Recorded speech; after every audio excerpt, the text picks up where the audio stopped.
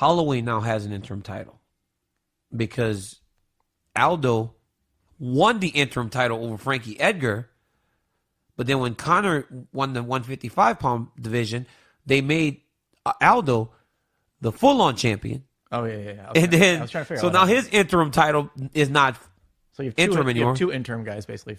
They're going to fight each other. They're going to fight each other for the unified. But Aldo's the full-on champion now. And then now you got last year when Jones came back and I pulled out of the fight, he won an interim title. When I wasn't able to fight in December, they were going to do Rumble versus Mousasi for an interim title. So has anyone ever won an interim title and then won the regular title? Yes, they have. Verdum did. He beat Kane. Right. So for me, I think I liked the one with Jones and I because of his dominance over the division for so long. It was better. But some of these interim titles I don't agree with. Yeah, I mean, the fact that we can't even explain the Holloway Aldo one was... I couldn't remember what happened. I was like, wait, they both have the... Yeah, I think...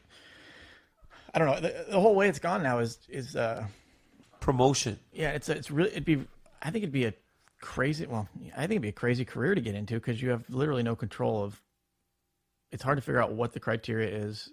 They could just lose interest in a whole division all at once. It's all over the place. Conor... So what's scary is, like, for Team Nurmagomedov, is that Conor really does have this ability to almost decide what he wants to do. If Conor comes back and says, I'm going to fight Nate Diaz again for the third time, and he's going to get a title fight at 155, what do you do? I mean, I think you... Jump. Yeah, so even in this case, the interim champion could still get jumped. Then what do you have, though? Do you have Khabib or Tony defending an interim title while Conor and Nate fight for the undisputed title? I don't get it because as a promotion, Nick, I'm doing it. I'm going, okay, those guys want to fight. They're going to make a ton of money. You have to do it. But is it fair? No. Dennis, I mean, have you noticed a change with the UFC in terms of ranking with the WME purchase? I don't think we've noticed a change. I don't think there's a change. I just think that the whole game has changed since I got into it. It's like a way different world than it was when I first started back in 2009. It's going the way of boxing, kinda, right? In that it's not as good at developing up and coming guys. It's just latching onto a few guys. I'm for anything that's good for Nate Diaz. So I would hate to see Khabib or Ferguson not get the next title shot. They're deserving. Very. But I think Nate's just one of those guys where you just want good things to happen to him. So if he gets a big payday, and it's almost like the way the whole Conor Nate fights has been edited, where it's almost like. And he knew it probably going into the second one. They're going to make it like the first one never happened. It's like the Warriors and the Cavaliers, right? Like, it's almost like Cleveland fans forgot that the Warriors beat them to win the championship the year before. And all that mattered was this 3-1 comeback. And it's like, that's kind of like, and I think that would be a weird thing for me to see if I was in it. Like, in a way, it's great, right? What's interesting about the Diaz brothers is they just stayed the same the whole time and somehow ended up dramatically increasing their value by doing nothing different. Nothing different. But at the same time, it'd be just disheartening to kind of for different reasons, but like Woodley says, it'd just be disheartening to see the promotion favoring someone else, whether it's through promotion or clearly wanting them to win. And it sounds like, as a fighter, you'd say, hey, I can understand why fans would want to see X, Y, or Z happen. Yeah. And that may not be in my best interest. I can understand it. But it still would suck if you were the fighter that was so for me, I think you kind of want chaos, and the most chaos would be Diaz McGregor 3. Diaz, and then Diaz if Diaz won and just being imagine if Diaz was in charge. It would be terrible. I love Nate, but it would be hard. What would you do? It'd be awesome just to have Nate to be fuck you guys. I've been telling you the whole time, I'll control this thing and I'll fight whoever I fight. But I do think he would probably fight.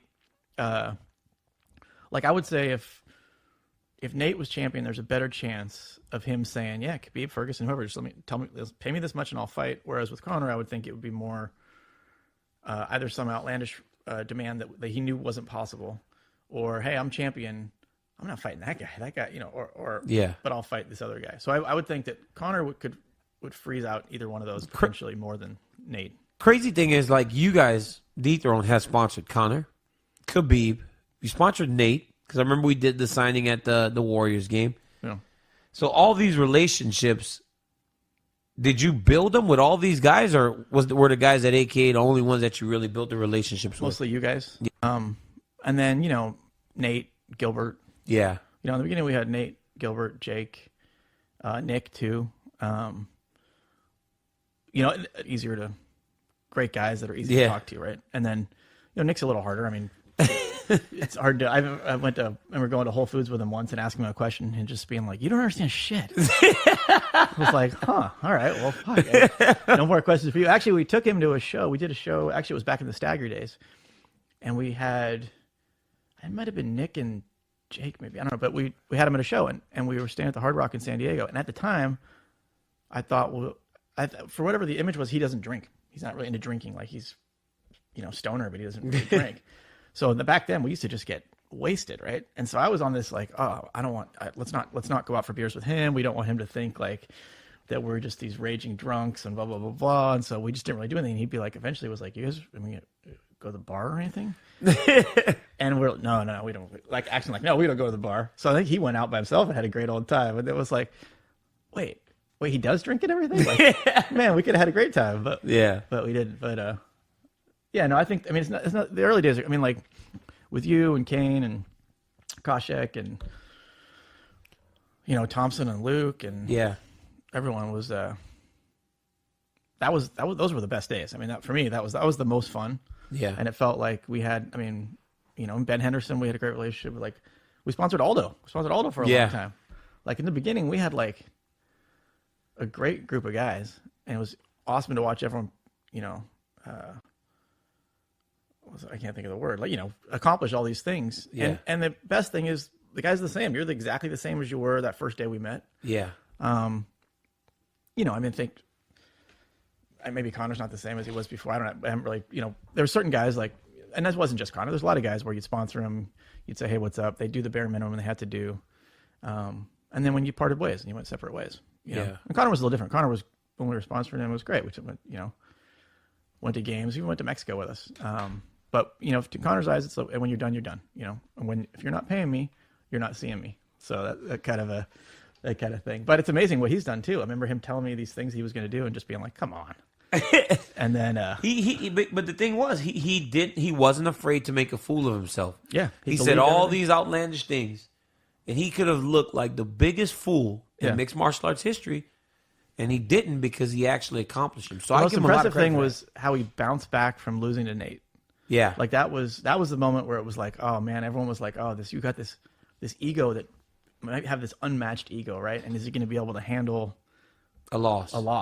And he didn't really come across with any like excuses. Just, he, all of a sudden Nate was, 8 feet tall and weighed 300 pounds. But like, other than that, he was just like, yeah, I'm going to come back and start training and fight again. So I think the second fight, regardless of what you think of, he put a video out yesterday that was just all slow motion of him getting into a private jet and sitting in the hood of a car. And you get all the comments going like, dude, you rented a jet to go from Vegas to LA and you rented a car. Like, whether that he's taking the Mayweather playbook right on that. And I think that's the thing about him. He's really, I believe he sits there, studies like, what's the best way for me to advance my career step by step? Yeah. Which is smart. He's smart. But how he, the heart he showed in that fight, whether you think Nate